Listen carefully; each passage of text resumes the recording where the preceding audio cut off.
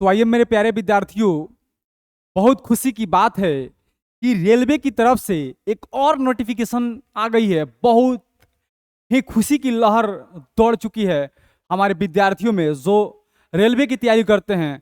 सोचते हैं कि हम रेलवे के ड्राइवर बनेंगे, टेक्नीशियन बनेंगे, रेलवे के और सारे पोस्ट पर हम काम करेंगे, जो कि बहुत ही गजब की नौकरी है। आइए, आज जो हमारी बहाली आई हुई है ना, रेलवे टेक्नीशियन न्यू रिक्वायरमेंट 2025 का जो बहाली है, हर चीज को हम पूरा डिटेल्स में समझेंगे। इसमें जो हमारा जो टोटल पोस्ट है 6180 पोस्ट है। इस पोस्ट में टेक्नीशियन का कितना है, टेक्नीशियन पार्ट 1 का कितना है, ग्रेड 1 का और ग्रेड 3 का कितना है, हर चीज को मैं रिवील करूंगा, हर चीज को मैं खोल के बताने वाला हूं। और इसका अप्लाई डेट क्या है, इसका सिलेबस क्या रहने वाला है, कि क्या इसमें प्रक्रिया है, एग्जाम का प्रोसीजर क्या है, एग्जाम किस पैटर्न पर होगी, कितना नंबर का होगा, कितना मिनट की होगी, कितना निगेटिव मार्क्स रहेगा, हर चीज को मैं एक एक करके डिटेल्स में रिवील करने वाला हूं। तो चलिए मेरे प्यारे दोस्तों, आइए हम लोग अब कहानी को शुरू करेंगे। देखिए, हमारा बहुत ही आपका ये मस्त है जानना। कह रहा है ना, टोटल जो पोस्ट है ना हमारा रेलवे टेक्नीशियन का, वो कितना है जी? 6180 पोस्ट है। 6180 पोस्ट है, 6180 पोस्ट है। और कह रहा है ना, जो अप्लाई की जो डेट है, क्या है विद्यार्थी जी? अप्लाई की जो डेट है ना, डेट वो कब है जी? देखिए, 28 जून से लेकर और 28 जुलाई तक इसका डेट है। 28 जून से लेकर 28 जुलाई तक डेट है। तो अब समय मत लगाइए, जाइए साइबर कैफ के पास में, या अपने मोबाइल से या अपने लैपटॉप से जहां अगर एप्लीकेशन डालिए और अपने फॉर्म को भर लीजिए, क्योंकि नौकरी तो चाहिए, नौकरी तो चाहिए। किसी भी कीमत पर नौकरी हम लेकर छोड़ेंगे, नौकरी को छोड़ने वाले नहीं हैं। तो इस पर थोड़ा सा ध्यान दीजिए। उसके बाद में देखिए, टेक्नीशियन ग्रेड 1 का पोस्ट कितना है जी? 180 को। देखिए, टेक्नीशियन ग्रेड 1 का पोस्ट बहुत कम है, समझ रहे हैं ना जी? कितना पोस्ट है जी? Only for 180। तो इस पर आप लोग ध्यान दीजिएगा, 180 इसका पोस्ट है। उसके बाद में टेक्नीशियन ग्रेड 3 का 6000 पोस्ट है। वाह, गजब गजब हो गया जी। टेक्नीशियन ग्रेड 1 का 80 पोस्ट है, और टेक्नीशियन ग्रेड 3 का 6000 पोस्ट है। तो बहुत ही खुशी की लहर दौड़ चुकी होगी। हर चीज को मैं रिवील कर दे रहा हूं कि आने वाला दिनों में आप लोगों को परेशानी नहीं हो, और बढ़िया से फॉर्म को भर सकते हैं, अपने एग्जाम की तैयारी बढ़िया से कर सके, और अपने सपनों को साकार करना है तो BMW ट्रिक वाले रौनक सर से तो पढ़ना ही है। चलिए यहाँ पर आइए। उसके बाद यहाँ देखेंगे, कहता है ना, जो फी रहेगी, हमारे विद्यार्थी इसके पहले फी के लिए की चर्चा किए थे। इस बार फी नहीं बताए थे। इसके पहले वाला जो हम नोटिफिकेशन के बारे में हमने जो बात किया था, उसमें हमने फी नहीं बताया था, लेकिन आज हम बढ़िया से फी के बारे में भी चर्चा कर दे रहे हैं। देखिए, जर्नल हो या ओबीसी हो या ईडब्ल्यूएस हो, उसका फी है 400। आप जानते हैं, 500 इसका फी है। इसका फी अप्लीकेशन करने के लिए, फॉर्म भरने के लिए 500 फी है। आप जानते हैं, जैसे 400 इसमें रिटायरमेंट भी आता है, 400 आपका वापस भी आ जाएगा खाता में। और जो अदर कास्ट के लोग हैं, उनका कितना है जी? 250। जनरल हो या ओबीसी हो या ईडब्ल्यूएस है, उसका कितना है जी एग्जाम का? 500। और 400 आपका इस रिटर्न भी आ जाता है आपके खाते में। तो ये बात आप लोगों को समझ में आ रही होगी, ठीक है? फॉर्म भर दीजिएगा, 500 फॉर्म लग रहा है। और जो अदर कास्ट के हैं छोड़कर, उसका 250 रुपया लग रहा है। और देखिए, ये जो लिमिट है ना मेरे प्यारे विद्यार्थियों, ये 01 से लेकर 07/2025, 1/7/2025 तक इसकी एज लिमिट है। एज लिमिट कितना है? 1/7/2025 तक इसकी एज लिमिट है। उसके बाद में यहाँ जरूरी है, सबसे ज्यादा जरूरी तो यह है यार, इसको जानो यार। कहता है टेक्नीशियन ग्रेड 1 का जो एज है वो 18 से 33 चाहिए। कितना चाहिए जी? टेक्नीशियन ग्रेड 1 के लिए 1833 वर्ष चाहिए आपको। और फिर कह रहा है टेक्नीशियन ग्रेड 3 के लिए आपका 18 से 30 चाहिए। टेक्नीशियन ग्रेड 1 के लिए 1833 और टेक्नीशियन ग्रेड 3 के लिए 1830। इस पर आप लोग ध्यान रखिएगा, 1830 है। और उसके बाद में यहाँ देखिए, रिलैक्सेशन सम की बात करें ना, रिलैक्सेशन की बात करें हम, तो इसमें ओबीसी को 3 साल की छूट मिल रही है, और एससी एसटी को 5 साल की छूट मिल रही है। जो ओबीसी होंगे वो 33 है, तो उनका हो जाएगा 36, और जो 30 है उनका 33 हो जाएगा। समझ रहे हैं ना? तो रियलाइजेशन जो मिला है हमको, जो छूट मिली है ओबीसी के लिए, वो कितना है जी? 3 साल, और एससी एसटी के लिए 5 साल। तो ये बात आप लोगों को समझ में आ गई होगी कि आपका फीस जनरल, ओबीसी और ईडब्ल्यूएस का 500 रहने वाला है।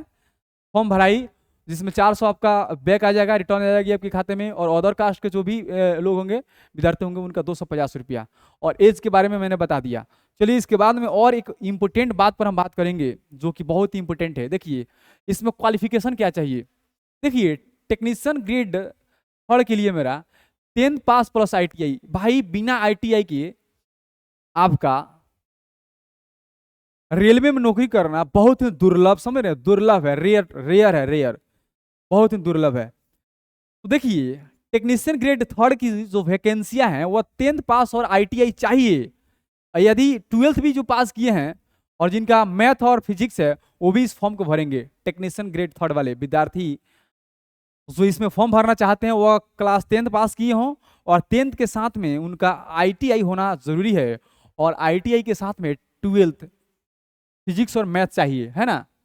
उसके बाद में देखिए टेक्नीशियन ग्रेड 1 की जो बात कर रहा हूं ना, वो इसमें सिग्नल बात करें ना, BA BTech sorry BA BTech engineering diploma या BSc इंजीनियरिंग डिप्लोमा या इंजीनियरिंग डिग्री। तो टेक्नीशियन ग्रेड 1 की जो आपका सिग्नल की बात करें, जो नौकरी की बात करें, उसमें BA होना चाहिए, बीटेक होना चाहिए, बीटेक में कोई भी इंजीनियरिंग डिप्लोमा होना चाहिए, BSc में इंजीनियरिंग हो, इंजीनियरिंग डिग्री चाहिए। तो यह रहा आपका ग्रेड 1 के लिए क्या क्वालिफिकेशन चाहिए और ग्रेड थर्ड के लिए क्या क्वालिफिकेशन चाहिए। तो ग्रेड थर्ड के लिए क्या चाहिए, 10th पास होना चाहिए, उसके साथ साथ ITI। और 12th में जो भी विद्यार्थी 12th पास किए हैं वो भर सकते हैं, जिनका मैथ और फिजिक्स हो। बायोलॉजी वाला नहीं भरेंगे इसमें। इसमें जाकर वहां पर ऑपरेशन नहीं करना है मरीज का, इसमें ऑपरेशन करना है ट्रेन का। तो जानकारी होना चाहिए ट्रेन के लायक। चलिए, और टेक्नीशियन ग्रेड थर्ड 1 की बात करें तो सिंगल BA चाहिए, BTech engineering diploma, BSc engineering diploma. चलिए ये रहा आपका क्वालिफिकेशन।